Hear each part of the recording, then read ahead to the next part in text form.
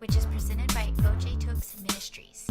If you would like to learn more about our host, OJ Tokes, please visit his website, ojtokes.com. That is O-J-T as in Tom, O-K as in kite, S as in Steve.com, ojtokes.com. Welcome again to the While You Are Single podcast and enjoy the show. Here is OJ Tokes. Hello, welcome to another edition of the While You're Single podcast. I hope the podcast has been a blessing to you, and I hope you have been sharing with your friends as well. If you have any questions about While You're Single or about anything you've heard in the podcast, please feel free to email us at info@whileyouaresingle.org. That's info@whileyouaresingle.org. We have been talking about from closed doors to open doors. Here is part 3 of the message. Enjoy. That's why, and we know. And that's what I'm doing tonight, to help us know that God causes all things, which must include rejection, to work for your good. When you know that, and you get rejected, and you experience closed doors, your response is different. It doesn't mean you're not going to be hurt. It doesn't mean you're not going to be disappointed. But despite the disappointment, despite the hurt, you know what? God has something better. You know that is not because something is wrong with you. It means something is wrong for you, even if it means it's an attitude. That attitude is not good for you. So you change it. You make the changes. But the bottom line is, because you know that a closed door is an open door to something or someone better for you, your response will be different. I once heard a story. Some of you may have heard the story as well. About a king. He had a friend. They went hunting together. While they were hunting, unfortunately, they got separated. And the friend, he saw something move in the bushes and he shot at it. Unfortunately, he shot the king. He shot the king's finger off. And the king was lying on the ground, screaming and yelling, and the friend ran to the king and said, "Oh, sorry, but it's going to be okay. All things work together for the good." And the king was like, "Are you kidding me? You just shot my finger off and you're telling me all things work together for the good?" The king was upset and he told his guards to arrest his friend and put him in prison. So they arrested the friend and put the friend in prison. Later on, since the king doesn't have a friend to go hunting, the king went hunting by himself. Unfortunately, he was captured by some cannibals. They grabbed him and they took him. They were going to use the king as a sacrifice. So they brought the king before the priest that was to do the sacrifice, and the priest examined the king and noticed the king was missing a finger. He told the guys, "Release the king. They can't use him because they need a perfect sacrifice. The king is not perfect because the finger is missing. So release the king." So they released the king. The king went back to his kingdom and he ran to look for his friend. He told the guards to release his friend, and he went to the friend and said, "Oh, I'm so sorry. I apologize. You were right. All things work together for the good. If you had not shot my finger, I would have been used as a sacrifice. I am so sorry. I apologize. I locked you up." And the friend said, "It's okay. Don't worry about it." And the king was like, "Just like that? You're not upset? You told me all things work together for the good. I was not thinking. I wasn't paying attention. I got mad. I put you in prison. And you're not mad at me?" I said, "No, I'm not mad at you. Because like I told you, all things work together for the good. You see, if you didn't put me in prison, we would have gone hunting together. If we went hunting together,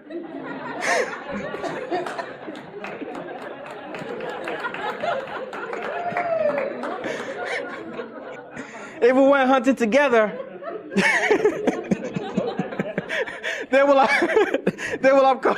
have caught us, and they will have used me as a sacrifice.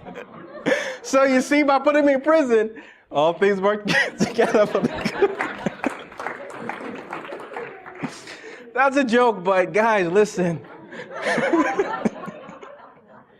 You got to know all things work together for the good. I want to encourage you to respond to rejection with 3 things: faith, hope, and love. 1 Corinthians 13:13.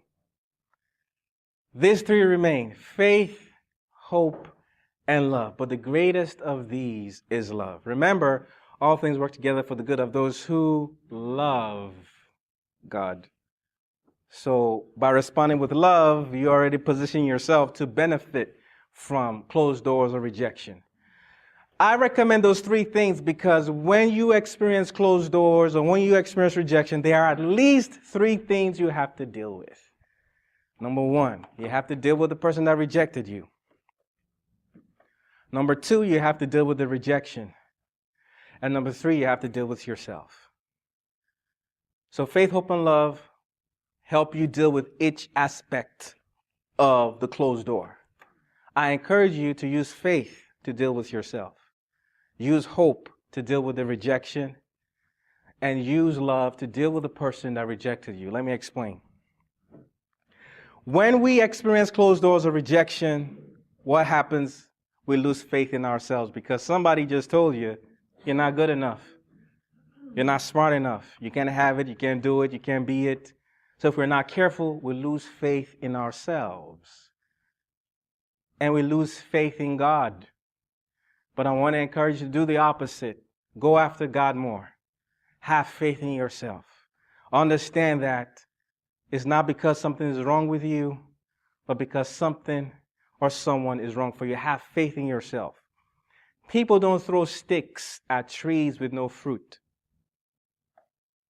People don't throw sticks at trees with no fruit. You are special. Have faith in yourself. God has faith in you. Respond with that. Use hope to deal with the rejection because when rejection comes, often comes shame. When rejection comes, often comes disappointment. But use hope because Romans 5:5 says, New King James Version says, hope maketh not ashamed. Hope maketh not ashamed. In other words, when shame comes, hope counters it, maketh not ashamed.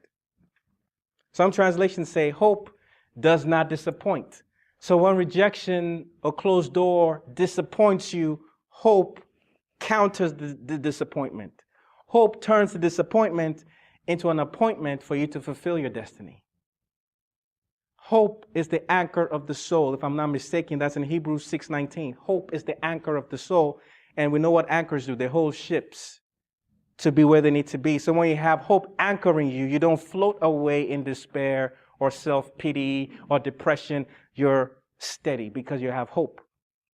Hope deferred makes the heart sick, but hope referred makes the heart healthy. Have hope. Now, what happened is for your best.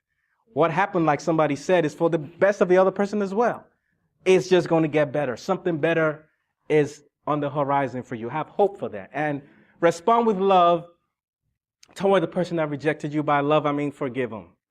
I believe it's 1 Peter 4:8. I might be wrong. 1 Peter 4:8, Amplified Version, that says, have intense and unfailing love for one another, for love covers a multitude of sins, or love forgives and disregards the offenses of others. So by love, I mean forgive them.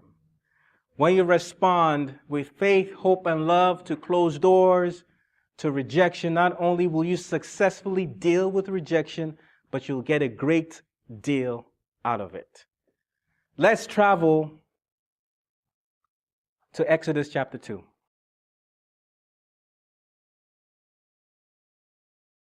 Exodus chapter 2,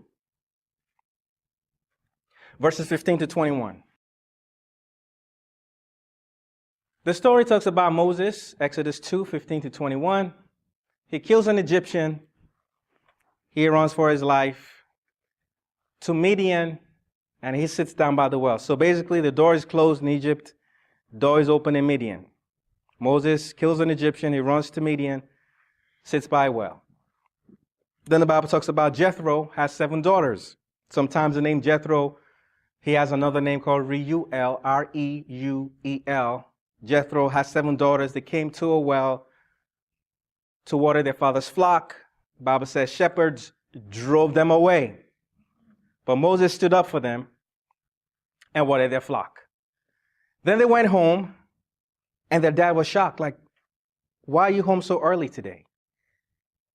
I believe that's in Exodus 2:18, and they said, an Egyptian helped us out and watered our flock. And the dad said, where is he? Why didn't you bring him with you? Go back and get him. So they brought Moses in, Exodus 2:21, and the Bible says Moses agreed to live with the man, and the man gave Moses his daughter Zipporah to marry.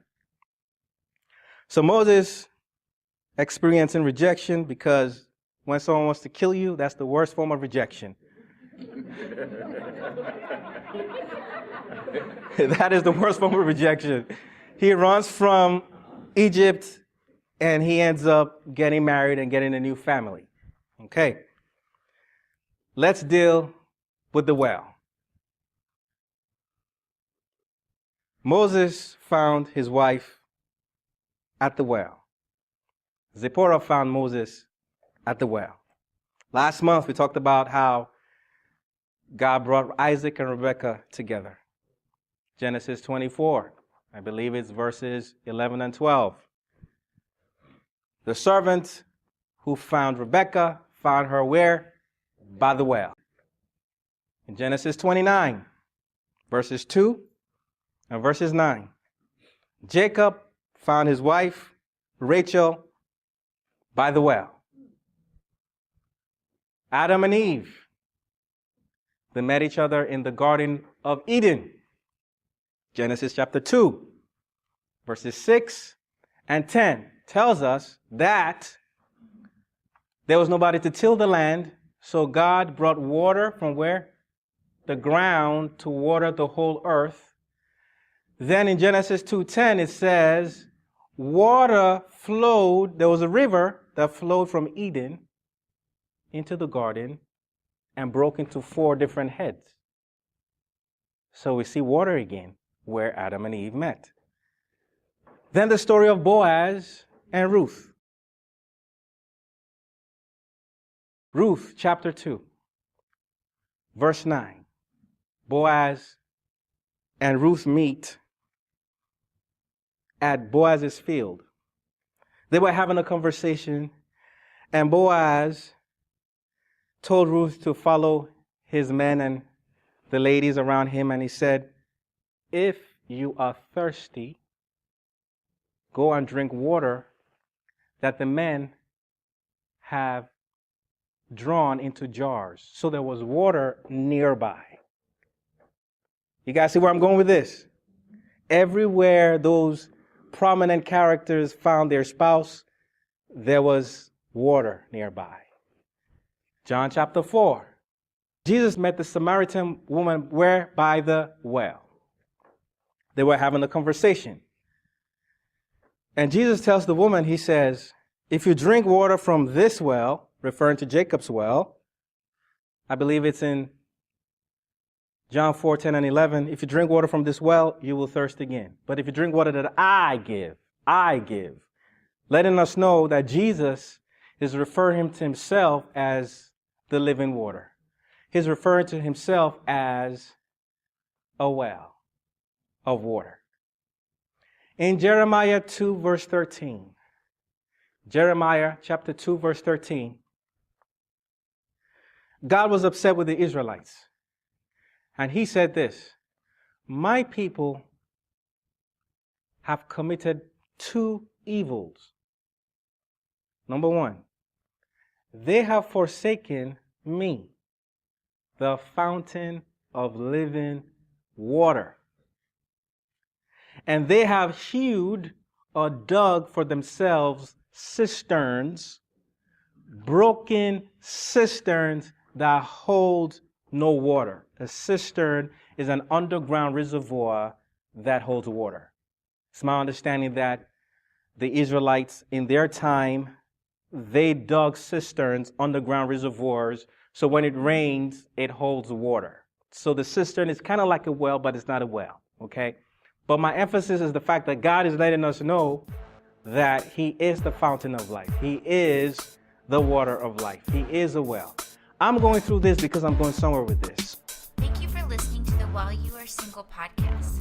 We hope that you were informed, inspired, and impacted.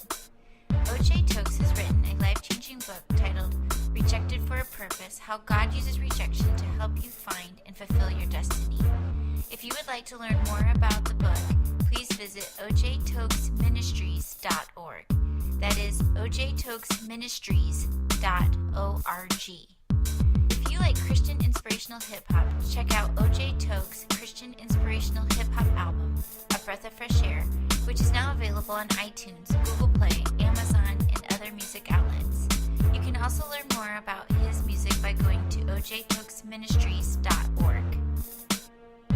Thanks again for listening to the While You Are Single podcast, which OJ Tokes presents weekly, every Monday. If this podcast has been a blessing to you, please share with your friends and join us again next Monday. Until then, take care and stay blessed.